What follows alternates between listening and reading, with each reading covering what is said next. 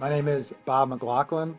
I'm a founding partner and member of the Hart, McLaughlin, and Eldridge law firm in Chicago, Illinois. We specialize in civil litigation with a focus on jury trials and appellate work. I became involved in this case essentially immediately after it happened.